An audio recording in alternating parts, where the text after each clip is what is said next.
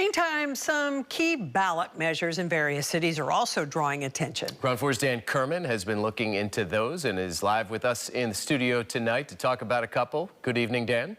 Good evening. Two of them getting the focus are on either side of the Bay Bridge. We're talking about the Overpaid CEO Act in San Francisco and a parcel tax for the city of Oakland.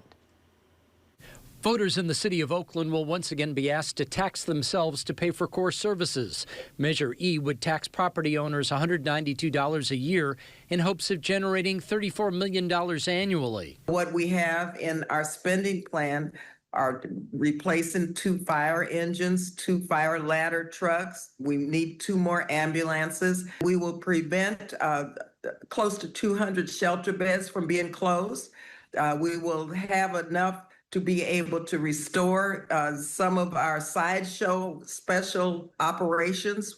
The mayor has already detailed how the city would spend the funds, at least for the first year. We can't trust that the promises that are being made of what will be spent and what will be funded will actually be adhered to. But groups that oppose the measure say the city has repeatedly asked for tax dollars before and not spent them as promised. The money has been spent on areas different from what was promised. The mayor says in past years, the city's general fund has not been able to match the voter-approved dollars due to shortfalls, but says this measure is different. Accountability and transparency is extremely important, and we have placed an accountability system in place where there will be oversight of the public for the expenditure of these funds.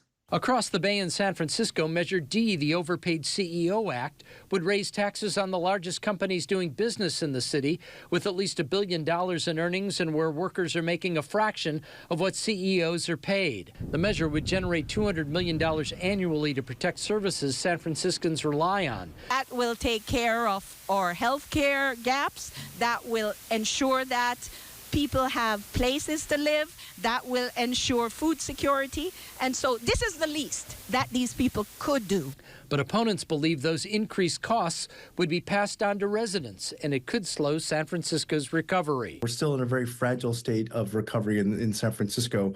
The momentum that I think that we've gained over the last couple of years here has been really good. Business attraction, retention. And so adding any kind of complexity to that, we're frankly afraid that businesses will begin to move away from San Francisco. So a lot for voters to think about, whether it's a high tax for high-paid CEOs in San Francisco or whether residents in Oakland can tax themselves to create core services and the money for those services. Vicki, back to you. All right, thank you, Dan. Still ahead.